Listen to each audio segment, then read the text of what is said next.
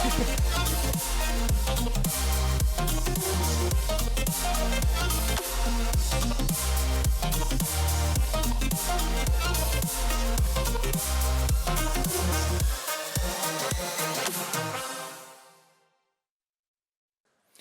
name is Olli Junes. I'll be hosting this stage for the rest of this day, and this session is called The Rise of Audio Drama. Audio drama, one of the most traditional audio formats, is coming back probably bigger than ever. The first radio dramas were heard about 100 years ago, for example, in Finland, where I come from. I guess it was 1926, so almost 100 years. During the last years, audio drama productions have increased, so has the budgets and listening. And today we'll hear about 3 interesting and successful cases from the Nordics. In this session, we'll hear about Fria, which is a large-scale audio drama directed by Peter Grönlund, whose work we've seen, for example, in HBO. Fria can be found from Spotify, and this case will be presented by Karin Beckmark, who is Nordic podcast lead in Spotify, and CEO and founder Jakob Munk from Munk Studios. We'll hear about P3-serie, which is an ongoing successful series heard in Sveriges Radio's platforms, and this case will be presented by producer and at the moment creative director Emily Rosenqvist. And now we start with the first case.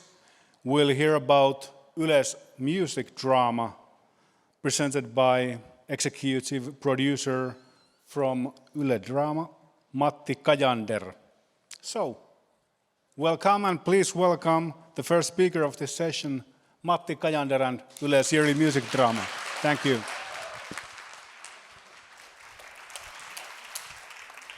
Hello, good afternoon. This is a very exciting moment. I've been a couple of times here in Radiodays and watching incredible shows and keynote speakers, and this is first time for me. So I might use a little help or applause again. Thanks. That really helps. Thank you very much. And hello to people online as well. Hope you have everything fun there. I'm going to talk about your Yle's music drama, and I took this perspective going from biographs to biofiction, because I think quite many of us read or listen to biographs, and we are interested in celebrity stories or historical stories of very well-known people. But how do we handle the stories that are about famous people, and how do we kind of tend to fictionalize everything? This is something that we do with famous musicians in Finland. So the concept of this series is something that happens every summer. People know to expect that, okay, now it's summer in July in Radio Finland, Radio Suomi, and in Yle Areena, our player. They can expect to have a celebrity story from someone who they know at least a bit. And we want to give them maybe a bit of new perspective for a person who has maybe passed away, as have these 3, at least they have passed away, and quite a long time ago actually, but still people remember them. But from nowadays, when looking at them, they might seem a bit different. We do 20 episodes, each is 20 minutes long, And we offer, of course, nostalgia, but a new view. And I must say, there has been quite many tragic stories since the people have passed away, and there is someone drank too much alcohol, or someone got sick, or whatever, like doing too many gigs. But we want to be respectful, of course, because they are stars, and we want to raise them a bit high. At least if we consider that they haven't been considered as stars at the time. Last summer we told a story about Armi Aavikko, her, and she was known to, firstly 1977 she was chosen to be Miss Finland, this beauty contest, and then she hooked up with Danny, the man is called Danny, and then they started to do music gigs together and record songs and stuff like that. Danny is still alive and kicking and trying to get himself to Eurovision Song Contest every now and then. So he definitely has his publicity all the time, even now, even though he started 1960s. So, but what about her? No one really remembers that what happened between these two, and we wanted to embrace her and remember her as a star, not him. Definitely not anymore him, because he has had it all. But the other one is actually dead, passed away 20 years ago. Another one is live and kicking. In case you don't know Armi's story, this is how we present that to audience as well in Instagram. Born in 50s and crowned as a beauty queen in 77, and doing music gigs with Danny until 95, and died 2001 for lung inflammation, pneumonia, I guess. We created the story. I'm going to present the elements what the story contains. We started to create, of course, with this character with certain fame, and we did a lot of interviews and research, because there is so much stuff about celebrities. Like almost every newspaper has stuff, so there is a lot of things to do. And interviews people who knew her, people who worked with her, of course Danny, yeah, but mostly it was done by the writer herself. She's called Kati Kaartinen, very, very skillful person. And then we had it all as a chronologic way. Of course, when you have a life story, you have chronology, and you start to fill out the years, like what happened on this and this year. And then you need to have a point of view. What is our view on this character, and start to analyze yourself. What do you need to know, and what can you tell? And also, actually what you are doing as a writer, you put words to a dead person. You imagine what would have she said, or what would have she done. Because in the end, even though you would interview a million people who went to the gigs or knew her, then it's also always like subjectual way. You don't quite know whether people remember good or bad, or whether is it right or wrong. Yeah, so then there is quite many elements, at least in this Armi story there is very many elements that need to combine and come to a certain clever structure. And hoping that all these elements would form a piece of art that sounds like a very straightforward and very, very easy to listen, since it was done for a very big audience. Here you can see also the art design in several slides, and I go to it a bit deeper as well later on. But this is actual photo and the photo that we made for key image. And many thanks for Erik Udström who took the photos back in the days. So, of course, key elements, fiction and facts. We are dealing with timelines, and we have to decide how do we cope with the chronologic stuff and what is the time inside the story. For example, first 15-20 years of person's life are not that interesting for audience, probably, because then there is a childhood and being young. Maybe you can play some dreams there. You can say the main character can say like, I imagine to be a singer or something.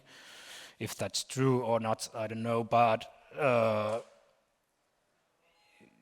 in a first episode or first episodes, you would need to have a clips for the starring moments, you know, because starring moments and the moments that people know from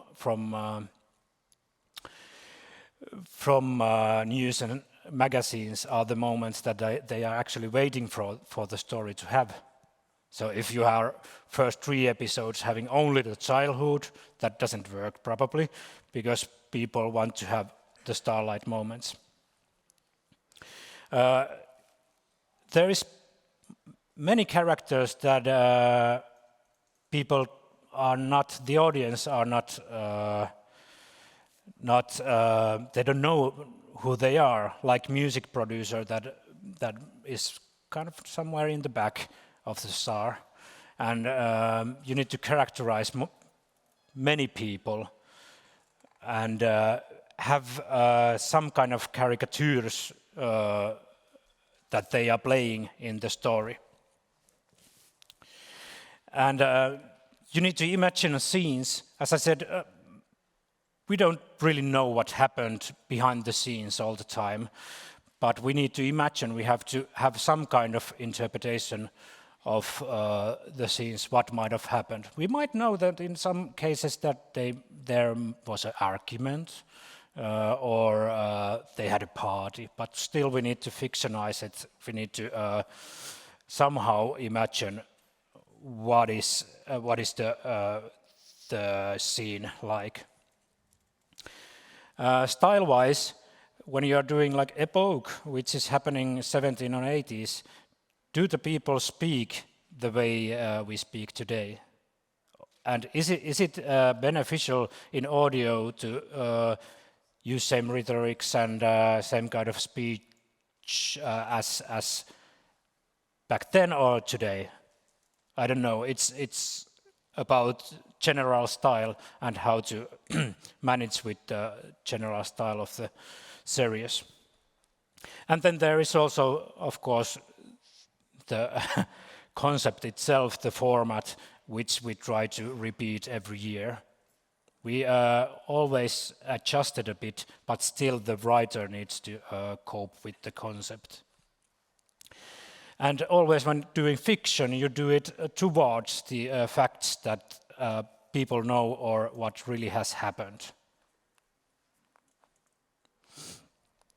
And this gives me the idea of ethical storytelling. This is something that really needs to be thought many times, like what do we actually tell about this person? Even though he or she is celebrity or famous musician, there is still a lot of responsibility that you put words to her mouth and try to really reach for the people, try to get millions of people to listen to the story. Because it really can change the way we think of the persons. One thing that I think is modern storytelling is that if you have a moral dilemma by doing the story itself, you can write it in. You can write a person or character who brings the moral dilemma alive in the series, in the very content. So you don't need to hide with your moral dilemmas, and you can say that, like, okay, we don't, as a storytellers, we are not sure if this is right, or we want you as a listener to consider this and that. So I think that's quite modern. And also it's really important to know that, speaking of celebrities, you have some kind of notion who they are or what kind of types they are, and you have like, if you don't know them, you have stereotypical some kind of idea. You need to question that. Is this the idea that we want to spread, or is there some kind of new perspective? And the last point, they have also private life. And for example, a couple of years ago, I produced one series which was called Kikka. Kikka is also a female star in Finland. And the case was that she's passed away as well, but her ex-husband refused to have an interview and refused to have any comment on the content itself. And since he hasn't been a celebrity himself, we don't have the right to write something about her husband. But how to write anything about private life of a star if you can't have anything of their relationships or their personal lives? Well, we figured out in that case that we had a scene where she actually imagined a husband. She had like 5 different guys, like, I don't like that, I don't like that, but that one I could meet up and hook up. So, on key elements, I would say chronological framing. That means when you think what years of a person's life you have on the series itself. For example, you could make a series and take only the starring moments, like the very golden moments or golden years of a star. Then you would have like Eurovision Song Contest and everything like winning prizes and maybe some struggling. But you can do that, you can narrow it down. And you can narrow it down like for a week of his or her life. But in this case, we framed it to be a whole life, actually.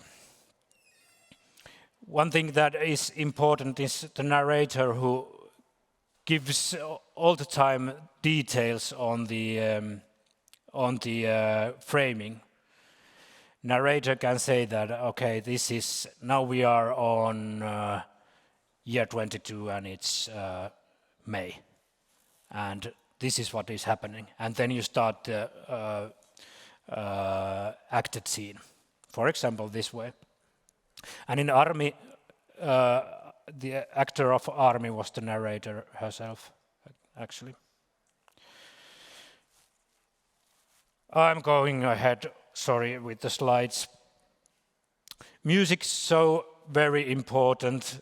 of course, we have it like about 50-50 with the story-wise. Half of the story is actually music. It's not a musical. It's recorded music. It's music from different decades, and maybe music that, for example, the main character has listened, not sang, but listened. And that makes me consider the copyrights. That's so important, of course, but you all know it. And music has nostalgia in itself. Also, composed music you could have in this kind of series. We haven't had that much. It's mostly from records. But anyway, you need to have musicians involved when you have scenes like doing rehearsals or that kind of thing. You need to have instruments anyway. And one thing which is quite bizarre actually, here you can see the picture of Armi herself, authentic picture, and our actor. Like they really look alike, I think. And they don't need to look alike in audio. I would rather say that they would need to sound alike.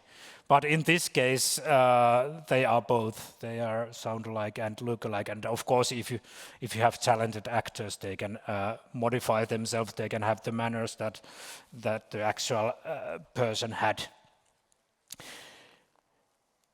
Here you can see the visual style, which was in Yle's social media available, and how we presented it to the people in social media. These are in Finnish, but the title of the series is Armi Aavikko, which is first name, last name.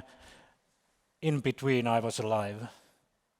That's also framing, like in between these years, I was alive. That's what we want to say. Like these are the years that we are telling in the story. There, Danny says, "Listen, Armi, I love you," and then Armi is asked whether she wants coffee or tea, and she answers, "I just want regular, safe life, and to be as some kind of state officer somewhere." Like safe life, and that's also like what you don't expect from a celebrity to have is like, oh, actually I would like a safe, cozy life, and be as a officer, or not officer, but how do you say it? English, come to me. Konttoristi. What is konttoristi, Finnish people here? Sorry. Office manager, yeah. Then we had a question, do you know how the song continues in social media? And friend book. And then there is, can I also say something? That's idea to bring the story, the question of who is listening to her. Did she get the voice back in the days, and use this media as her voice now, today? I'm going to show you a TV spot. In purpose, I didn't put subtitles in this very beginning, but because I just want you to listen a bit. You can consider look-alike, sound-alike stuff. You can see first in the spot, you can see Armi herself, authentic, and then after that you can see the actor. And a bit of music as well. Mä odotin ainakin sitä, että mä tulisin kokea kauheasti ja mä tulisin oppimaan paljon, ja kyllä mä lähdin ihan innolla.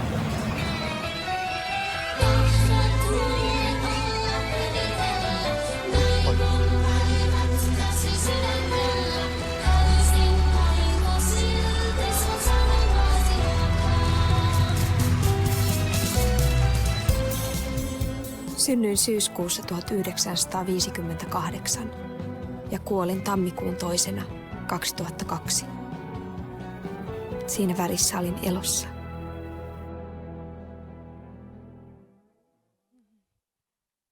Now plays on Radio Suomen Arena. So this is the outcome.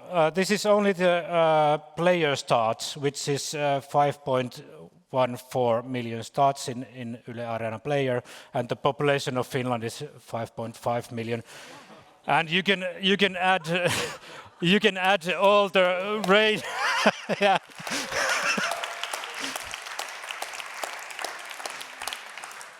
So it really reached, yeah. And if you add broadcast to that, that's huge sum. Here are if you can take a picture. I'm running out of time, but you can take a picture of this. I think key takeaways: mastered elements have a topicality. You can't make a celebrity story without a message or relation to this time. Remember copyright, privacy protection, and title at right. And here are the credits for the great series. And me and Pekka Savolainen, who is the producer, we are here. You can ask questions later on. Cheers. Thank you.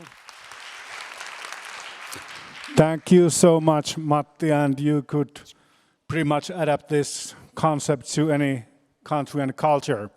And next one, we will hear about Fria. Please welcome Karin Beckmark from Spotify and Jakob Munk from Munk Studios. Du får stå där. Hi, and thank you so much for having us, and let us talk about our favorite topic in the whole wide world. At least it's mine. I hope it's yours as well. I take that for granted. Yes. Yes, of course. Yeah. Of course. Fria is a Spotify original audio drama series that premiered in January this year. It's also Spotify's biggest podcast initiative in the Nordics so far. And this work all started in 2020 with us saying, hey, let's just do the most ambitious and best audio drama in Sweden ever. And here we are, almost 2 years later, and I might be a tiny little bit biased in this one, but in my opinion, I think we succeeded. We are going to tell you how we did this from the beginning, but we're going to start by showing you the result by playing a 30-second hero movie.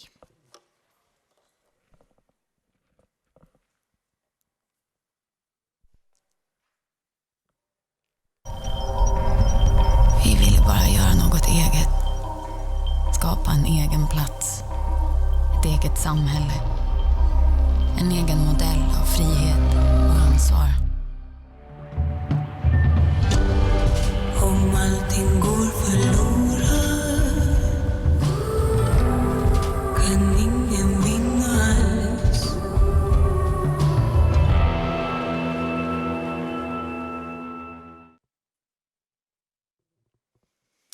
Fria is a unique, immersive audio experience. It's recorded on location, far away from a studio.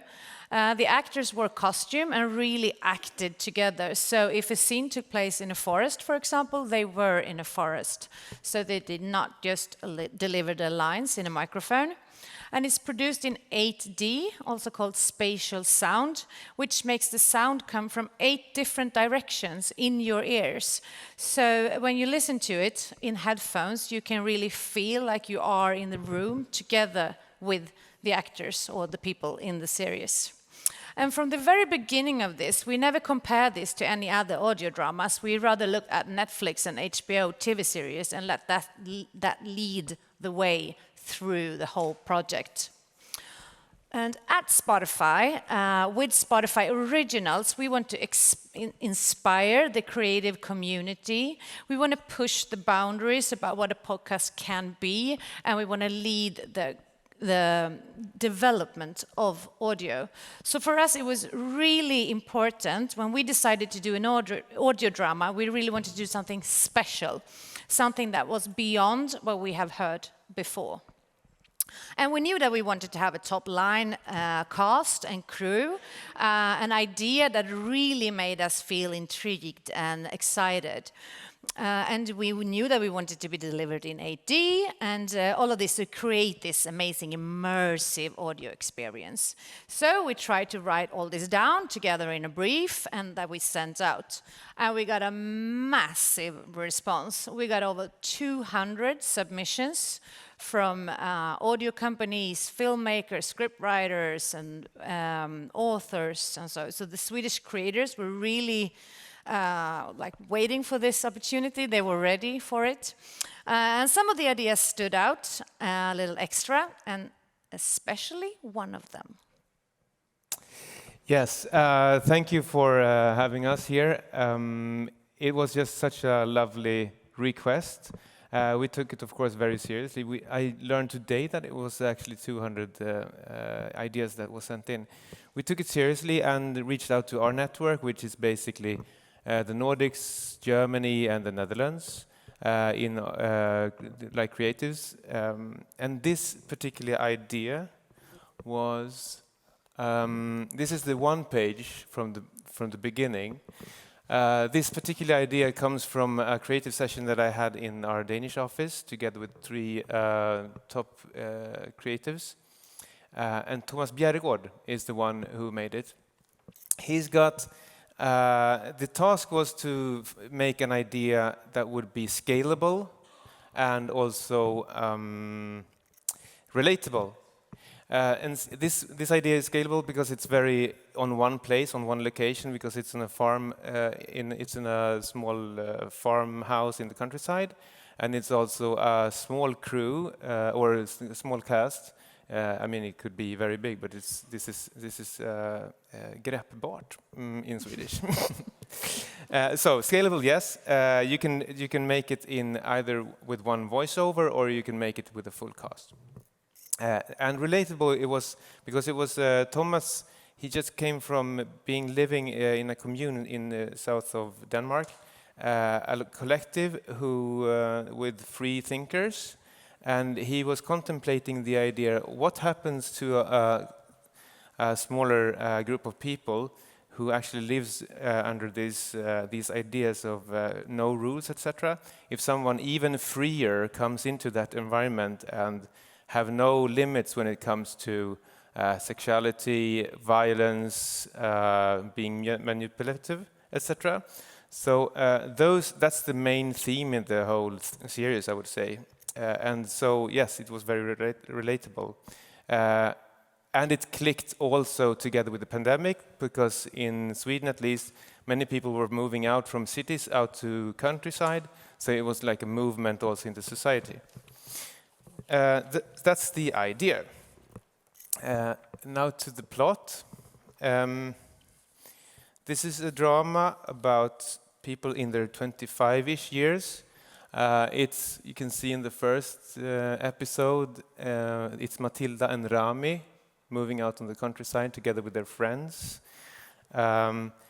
As time goes, problems obviously will come, and they have problems with the quality of their water, a hostile environment, like the local environment, and also a wicked neighbor is showing up, and they run out of money. So a couple of associates to the collective offer themselves to rent a part of the farmhouse in order to make their courses. They have some tantra sex courses there, spiced with a little bit of drugs. You can hear why this is going sideways. Yeah.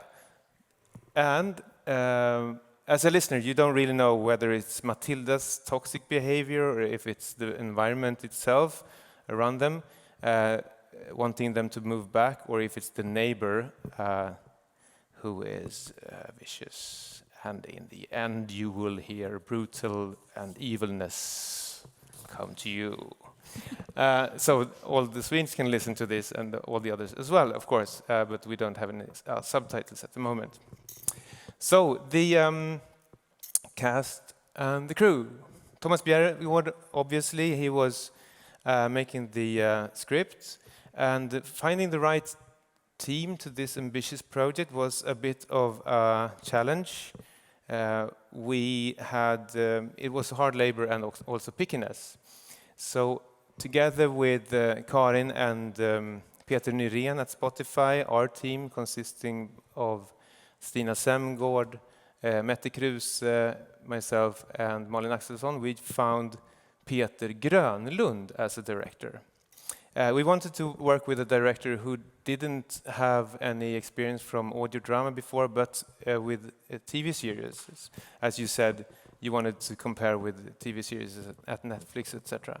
So he's known for a series called Beartown on HBO, and also he's known for his method acting or working with the actors with improvisation, and also with amateurs. So in a way, this is a perfect match. Thomas being a scriptwriter, but also have experience from directing and knowing what improvisation can do to the manuscript, and also the authenticity for the end result. When it comes to the cast, Peter Grönlund had his own method. He worked with top actors and assembled like 20 or so. During 2 weeks, he just paired them in different sessions. They improvised together, and we ended up having favorite voices, etc. But the blend and the mix was very important for us, because we wanted to have a mix of sociolects and also tone of voice method. So that combination, in this case, we choose to work with Hedda Stiernstedt, Alexander Abdallah, Felix Sandman, Julia Marco Nord, and Sofia Karemyr. So the recording, so I'm just going to walk you through this process. It's basically that. So if you can do the same process, and it will be a success. We went to we rented a farm, a house in the countryside, and I think the size of the crew was smaller, but it looked like a TV recording or a film recording. And I think the most important thing we decided to obey Peter's wishes to rehearse with the actors. So we rehearsed. They could rehearse for 2 weeks together. So, and you can hear that in the end result. You can hear like the small nuances. They're really in character. They've just lived there together for a long time, and they themselves said like, we never experienced this in TV shootings. We just like thrown in front of the camera, and we have the manuscript, and it's like, okay, what am I going to say? So that was a luxury we had with this recording. You can see they really enjoy this, and of course, like technical-wise, it was no problem, because they had their head mics and they got used to it, so they can move around compared to being in a studio. And getting back to Peter, he's a very skilled writer as well, so he could, in the end, after we've recorded and got the rough cuts back, he could rewrite the voiceovers several times. So that was also, he was actually adding a whole other layer to the whole drama with some kind of poetic style, I would say. So that was, I'm running out of papers. The post-production, we went into post. Johan Testad is the one who composed almost all of the music. Karin will tell you about the one who did the last part of that. And he had been working with Peter on several projects before. And last but not least, Jonas Mats Johansson, he was the one mixing this into 8D, which was sound coming from everywhere, and sometimes during I was checking the recordings, I was scared many times from sounds that I didn't know existed, coming from behind when I was walking in the woods. That was scary, but very nice. So key takeaways, I would say rehearse, rehearse, rehearse. give people time, and also, don't, be picky, choosing the right persons. Thank you. No, you were like, yeah, sorry. Please be here with me. Yes. Well, since we are Spotify after all, and as you might know, we do not only work with podcasts, we also know music quite well. So we decided early on in the process to create a theme song together with the Nordic music team. And we ended up with the lovely independent artist Monica Mack and her song Vinna. And we can play a little short clip of the song.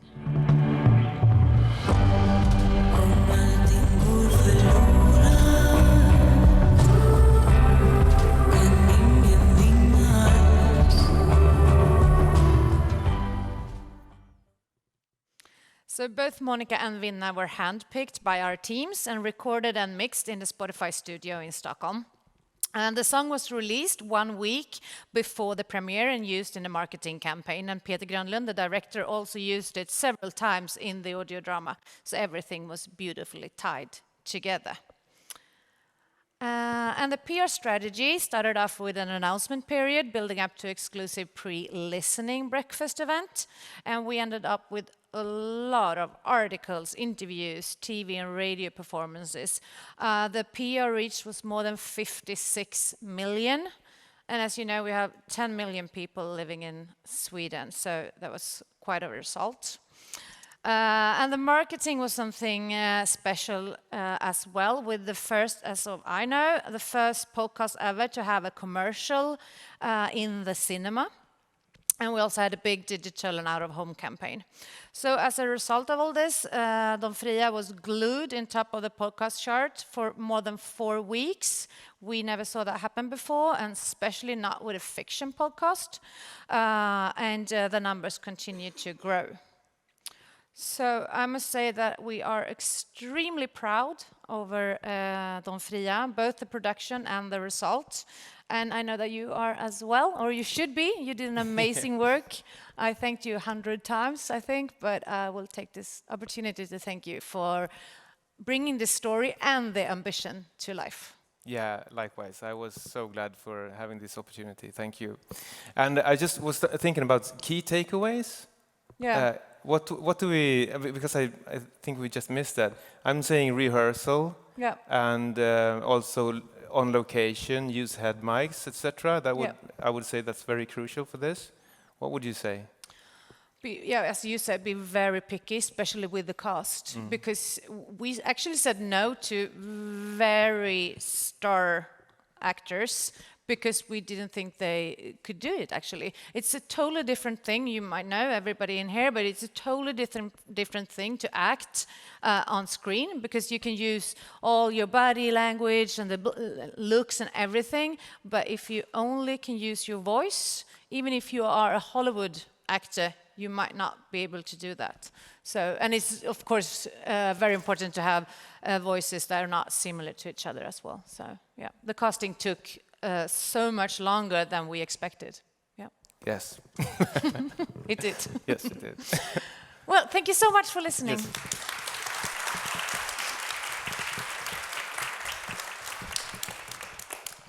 Thank you so much, Karin and Jakob, and no need to say the audio dramas are going massive in every way. Thank you so much. And please welcome now Emily Rosenqvist from P3 Serie, which is an ongoing successful drama product. So please welcome, Emily. Thank you. Thank you so much. It's so nice to be here, and it's so amazing to hear about all these ambitious projects in audio drama. I come from the Swedish radio drama department, and we have been making audio drama or radio theater for a very long time. But now we are also new in this landscape of audio drama, and I'm going to talk a little bit about our format P3 series and how we are trying to make audio drama addictive. And I can also just present what P3 series is for those of you who are not familiar. It's a format with fictional drama series, audio drama series that are within the genres of suspense, like thriller, horror, crime, sci-fi, and mystery. And we try to keep it within that field of giving the audience a thrill. And we started this format in 2016, and since then we are trying to release about 3 series a year. Every series is compounded of about 6 to 8 episodes. So it's a big production for us, and we try to keep up this level of production in order to build a relationship with the audience and get them to stay and not forget us between the premieres. And we mainly distribute this for our on-demand podcast platforms, but we also broadcast in our P3 channel and also sometimes in our P1 channel. But the main focus is the listening in your own headphones through your phone, basically. We've found that our main audience is between 20 to 40 years, and we do experience that every time we release a series, we pop up on the podcast charts, but then we drop after like a few weeks, but we keep on getting these listeners tapping in from other shows. We cross-promote, and so during a year we usually have about 200,000 listeners that listen to the entire show on each series the first year.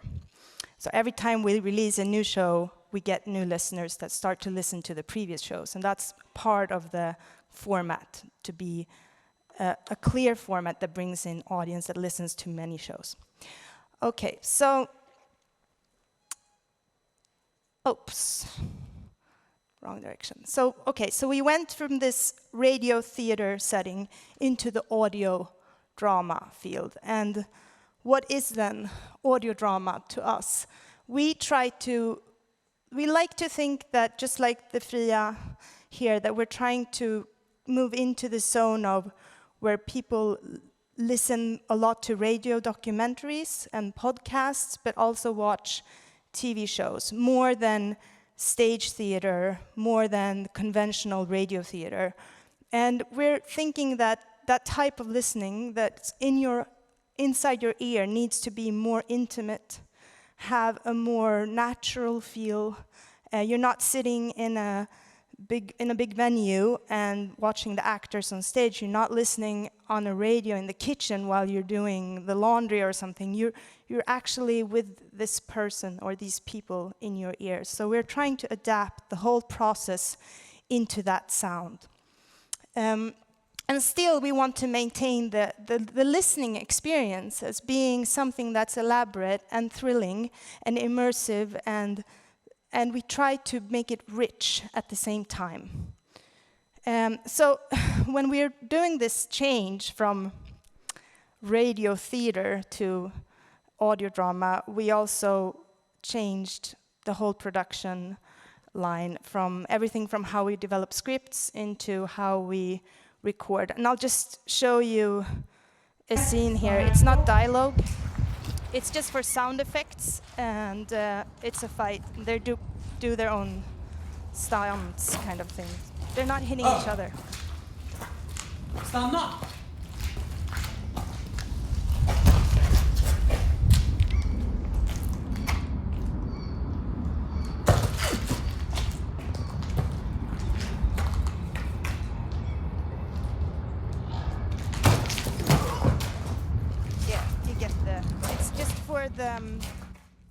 For the feel of the atmosphere. This is set in a garage, and they're doing a fight in a garage. And this is, you hear this under music and a voiceover, so it's more for the sound. But we do these things to get the more natural and authentic sound. So when we started to make P3 series, we tried to sort of copy something that our audience was already familiar with. There's a big and successful format in P3 called P3 Documentary.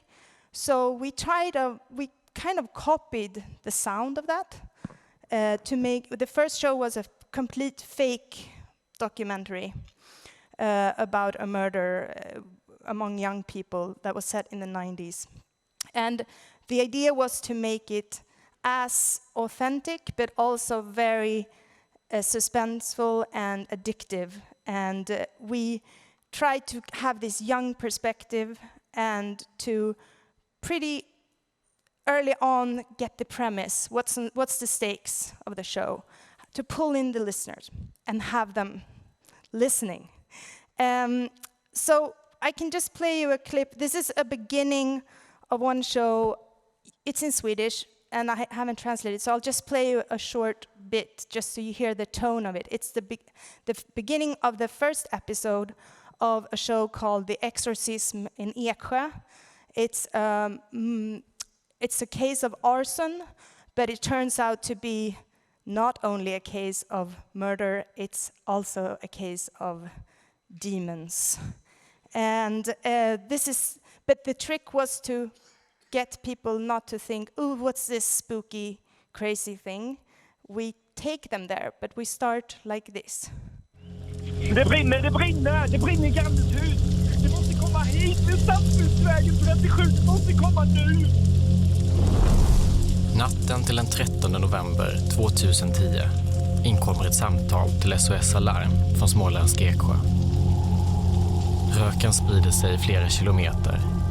Grannarna i villaområdet rusar ut för att hjälpa till. Men det är för sent. Och så har vi en kropp på en avliden person som har bärgats. Kroppen är mycket illa bränd. En tvåbarnsmamma dör. De andra i huset hinner ut och överlever branden. Det är den avlidne kvinnans 5-åriga dotter, en präst och familjens barnflicka. Polisen hittar ingen naturlig brandorsak och inleder en förundersökning. Den unga barnflickan häktas på sannolika skäl misstänkt för mord. Men det här är bara början på en osannolik historia. Det var gubben i garderoben. I flera år har jag samlat... Yeah, I'll wait there. But so this is kind of like a way to immerse the listener into something that they might start off thinking is something familiar and then goes in another direction. And we're constantly working with how to strike the balance between the mystery, the suspension, and the comprehensibility. Like how mysterious can we be? How suggestive can we be? And how clear-cut and obvious do we need to be to keep the listener pushing play? And that's something that we discuss all the time. But also when P3 series was developed, it was a very clear image of who is the new audience that we want to pull into this.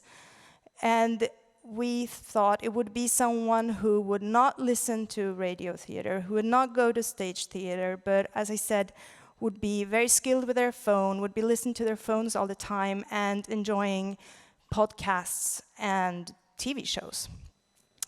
And that they would be, we wanted our show to be familiar in the same ways as this show, aiming high. And we early on also called just like this new types of productions that we're making, we see it as a premium product. But then the discussion is, what is a premium product? What is quality in audio drama? Is it really rich and crisp and elaborate sound, or is it this rough but very authentic sound? Where can we strike something that is elaborate but still has this feel of realness? So we're working on this, trying to be real, but also offering something that feels rich. And casting is a very big part of that. We also cast a lot and test people, and also we're trying to find both actors that are familiar to the audience already, but also maybe cast them in roles that would not be the first thing you would think.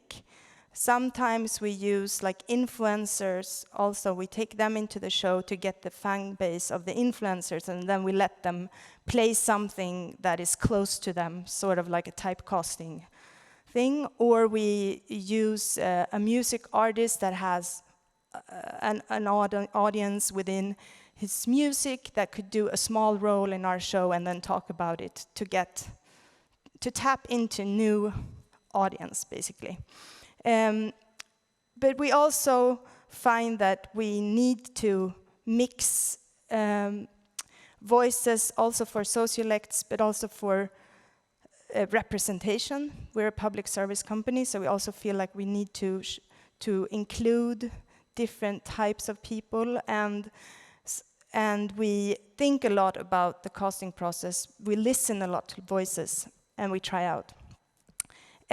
Also, the recording, we try to adapt the recording depending on the drama itself, what's most feasible, what fits the story the most. Sometimes we build up a set, but inside a studio to make it possible to use props and walk around.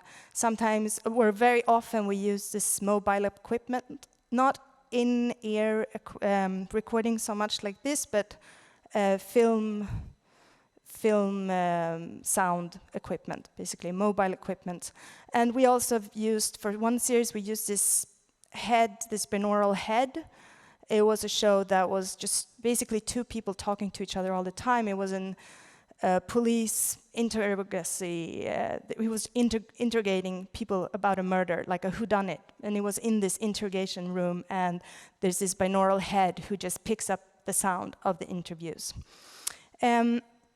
A lot of resources is set into the editing to create rhythm and flow, and also enhance these turning points of the story, and to really keep the suspense. We use a lot of especially commissioned composed music for each show, and we really try to work a lot with the music, and also to be identified kind of in the target group, that people feel that it sounds like something they want to listen to. So a lot of effort is put into the script. We do tend to, nowadays we force the actors to learn their script by heart. And we do put a lot of effort into reading aloud, for example, the script. During the script process, we develop the script in stages, from pitch to synopsis to storyline, and we go over the script many, many times before we record. And also we've been finding that the characters really we want the characters to be people you want to hang out with. Like, we want them to be cool and likable, even if they're committing awful murders, because we don't have much else to give the audience. So we need to feel like, I want to listen to this person living his life. So, and a lot of the script work is also turning informational scenes into situations. We work now a lot with TV script writers, and we find that a lot of the issue that they come across and that we need to sit down with them and rewrite is the information in a series. That you in a film you can always break up the information with the expression of the face, and you just have a close-up on someone, and then that's the message, the subtext. But in audio, you're lost. So we're trying a lot to see how can we turn this scene with the information that we need into a scene that is more of a situation, and that is more about the relationship, but we still get the information. And then, of course, we work a lot with cliffhangers and grabbers and such. So here's, I don't know if I have time. 1 minute. Oh, okay. I'll skip this one. This was a little excerpt of dialogue. Looking forward, we have seen that we need to work with our audience, and at the same time we want to develop. So how much can we challenge the audience? How much can we bring them into new formats? They're used to this now, and a clear format has really been a success for us, but now we're also feeling we need to be able to tell other genres and other ways of telling stories. And we need to also work and get in new perspectives with new creators that are not so familiar with this, but that we need to be able to work with them and refine the art of audio drama, and maybe try and do what no others do yet. So here's just the takeaways from P3 series. That we work on the script, we have tried to have a clear format, and the feel of real, and the importance of suspense. Thank you. Thank you so much, Emily. I'm blown away again. It was a great case. Unfortunately, we don't have time for questions. I talked too much in the start, so my bad. Sorry about that. But please approach these wonderful professionals in the hallways and the lounge, and I'm glad they will share their secrets with you. Thank you all, and thanks to all the great speakers.